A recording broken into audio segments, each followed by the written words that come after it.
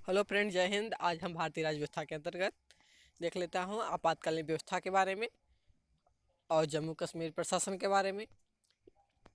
इन सब के बारे में हम देख लेते हैं। तो आप अगर आप चैनल पर नए हैं तो चैनल को सब्सक्राइब कर दीजिएगा और बेल आइकन को प्रेस कर दीजिएगा और अपने दोस्तों तक शेयर कर दीजिएगा, लाइक और कमेंट कर दीजिएगा। इसमें 1-2 मिनट का टाइम लगेगा और वीडियो को कंटिन्यू इनसे देखिएगा ताकि आप लोग का कोई भी कन्फ्यूजन ना रहे, अपना एग्जाम अच्छा से करेक्ट कर पाए। तो पहले प्रश्न की तरफ चलते हैं। तो यहाँ पे बात हो रही है किस आर्टिकल के अंतर्गत राष्ट्रपति राष्ट्रीय आपातकाल की घोषणा करती है। तो यहाँ पर हो जाएगा हमारा 352 के अंतर्गत आपातकाल की घोषणा होती है। किसकी आपातकाल? तो राष्ट्रीय आपातकाल। दूसरे प्रश्न पर चलते हैं। भारत के संविधान के अंदर कितने प्रकार की आपातकालीन व्यवस्था दी गई है? तो यहाँ भारतीय संविधान में 3 प्रकार की आपातकालीन व्यवस्था दी गई है।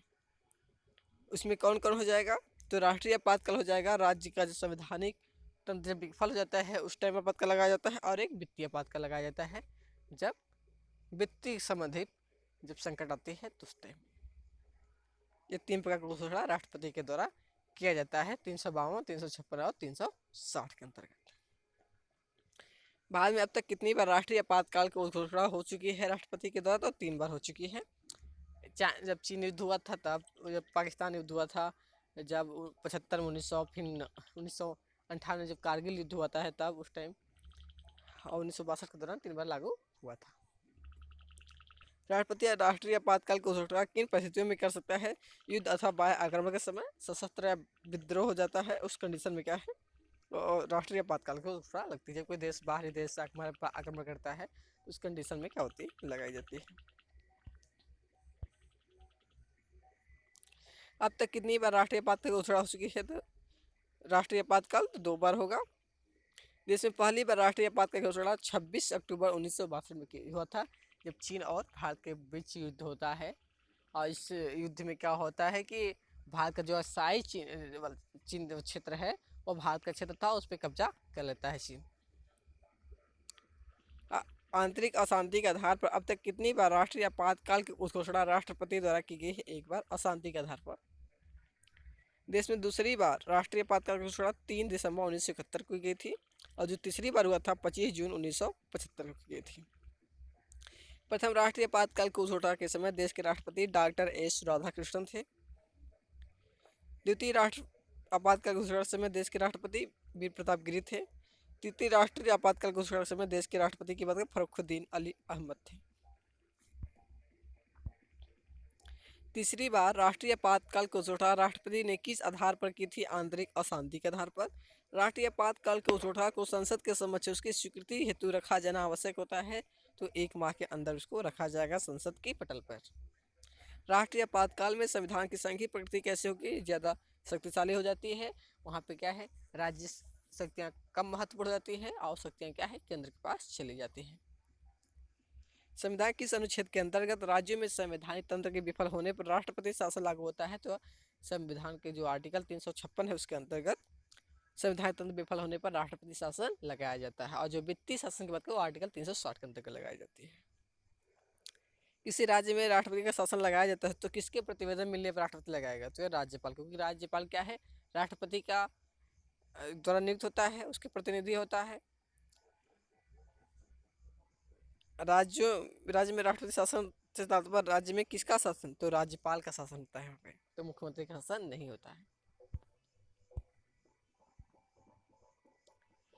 राष्ट्रपति द्वारा राज्यों में राष्ट्रपति शासन घोषणा के कितने दिनों के भीतर संसद की स्वीकृति आवश्यक है? 2 माह। किसी राज्य में राष्ट्रपति शासन की प्रारंभिक अवधि कितनी होती है? 6 माह होती है। किसी राज्य में राष्ट्रपति शासन के लागू हो जाने पर किस कृत्यों के अलावा राज्य प्रशासन के सभी कृत्य संघीय नियंत्रण में आ जाते हैं? तो न्यायिक होगा। किसी राज्य में राष्ट्रपति शासन किसी परिस्थिति में अधिकतम कितनी अवधि तक लागू की जा सकती है? 3 वर्ष। 42वें संविधान संशोधन अधिनियम 1976 द्वारा राष्ट्रपति शासन की 6 माह की अवधि को बढ़ाकर कितनी बार कर दिया गया है? 12 माह। 44वें संविधान संशोधन 1978 के द्वारा 352 में किस शब्द के स्थान पर सशस्त्र विद्रोह लिया गया है? तो सशस्त्र विद्रोह क्या है, बाद में लाया गया था, पहले क्या था, वहाँ पर आंतरिक अशांति था। और जब 1978 में जब संशोधन होता है 44वां संशोधन, तो वहाँ पे सशस्त्र विद्रोह शब्द रखा जाता है आंतरिक अशांति के स्थान पर। भारत के किस राज्य में प्रथम बार राष्ट्रपति शासन लागू हुआ था? तो पंजाब में। प्रथम बार राष्ट्रपति शासन लागू कब किया गया था? 20 जून 1951 को। भारत के किस राज्य में अब तक सर्वाधिक लंबी अवधि तक राष्ट्रपति शासन लागू रहा? पंजाब में।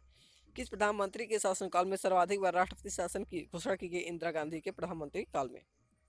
संविधान के किस आर्टिकल के अंतर्गत राष्ट्रपति देश में क्या है वित्तीय आपातकाल की घोषणा करेगा? तो आर्टिकल 360। अब तक भारत में कितनी बार वित्तीय आपातकाल की घोषणा हो चुकी है? तो एक भी बार नहीं, वित्तीय आपातकाल की घोषणा अभी तक नहीं हुई है। वित्तीय आपात स्थिति के दौरान राज्य विधानमंडल द्वारा पारित सभी वित्त विधेयकों को किसके विचारार्थ संरक्षित रखा जाता है? राष्ट्रपति के। वित्तीय आपात के दौरान राष्ट्रपति राज्य के किस प्रकार के विधेयकों की स्वीकृति के लिए प्रस्तुत किए जाने के लिए बाध्य कर सकता है? वित्तीय विधेयक। राज्य में आपातकाल के समय राज्य का शासन किसके हाथ में रहता है? राष्ट्रपति। आप देख लेते हैं केंद्र शासित क्षेत्रों का प्रशासन। भारत में संघ राज्यों का प्रशासन किसके द्वारा होता है? राष्ट्रपति के।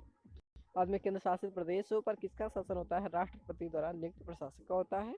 संघ शासित क्षेत्रों के लिए प्रशासकों की नियुक्ति कौन करेगा? तो राष्ट्रपति करता है।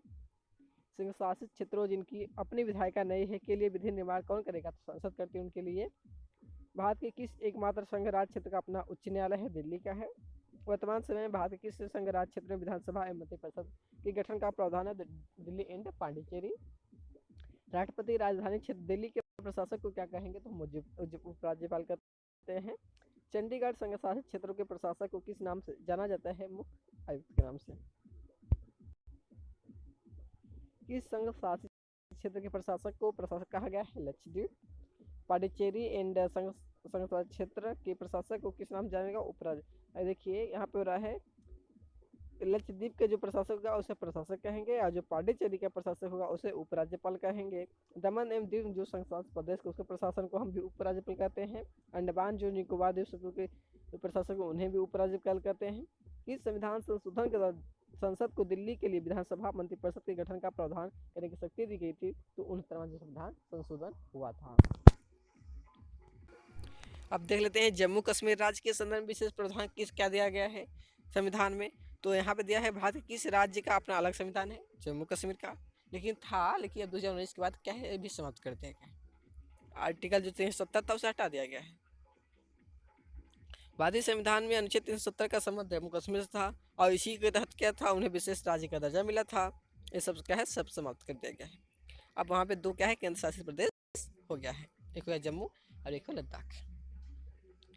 जम्मू कश्मीर के कुछ संविधान को कब अंगीकृत किया गया था? तो 26 नवंबर 1957 को। जम्मू कश्मीर के संविधान कब लागू होता है? 26 जनवरी 1957 को। जम्मू कश्मीर के संविधान में संशोधन करने का अधिकार राज्य विधानमंडल को था। केंद्र सरकार किस प्रकार की आपातकालीन व्यवस्था को जम्मू कश्मीर राज्य में लागू नहीं कर सकता? तो वित्तीय आपात। भारतीय संविधान में कश्मीर को विशेष राज्य दर्जा देने का अभिप्राय था कि कश्मीर का अलग संविधान होने के कारण से विशेष राज्य का दर्जा देना पड़ा था। जम्मू कश्मीर का सदर ए रियासत पदनाम कब बदलकर राज्यपाल कर दिया गया? 1965 ईस्वी में। जम्मू कश्मीर के मुख्यमंत्री की अवधि 6 वर्ष होती है। तो फ्रेंड्स, आज का वीडियो हम इसे समाप्त करते हैं। आई होप आपको वीडियो अच्छी लगी होगी। अगर वीडियो पसंद है तो वीडियो को लाइक करिएगा, अपने दोस्तों से शेयर करिएगा और कमेंट बताइए कि आपको वीडियो कैसा लगा। अगर चैनल पर नए हैं तो चैनल सब्सक्राइब करिएगा और बेल आइकन को प्रेस करिएगा, क्योंकि इसमें टाइम लगेगा। अगर आप सब्सक्राइब कर देते हैं तो इससे क्या है, हमें एक मोटिवेशन मिलता है। लाइक करते हैं तो आप लोग लाइक कर दीजिएगा और कमेंट कर दीजिएगा और वीडियो को आप लोग ज़्यादा से ज़्यादा शेयर करिएगा। 1-2 बार 3 बार रिविजन करेंगे, आपको कोई भी कन्फ्यूजन नहीं रहेगा। हमने यहाँ पे जीएस संबंधित सभी चैप्टर, जो सभी टॉपिक है, चाहे वो हिस्ट्री हो, जियोग्राफी हो, चाहे राज्य व्यवस्था संबंधित हो, पॉलिटी, वो हमने यहाँ पे, और फिजिक्स केमिस्ट्री बायोलॉजी की भी यहाँ है, कंप्यूटर भी है। तो आप लोग लिस्ट के माध्यम से आप देख सकते हैं। तो आप लोग को यहाँ फ्री ऑफ कॉस्ट प्रोवाइड है। Okay, thanks.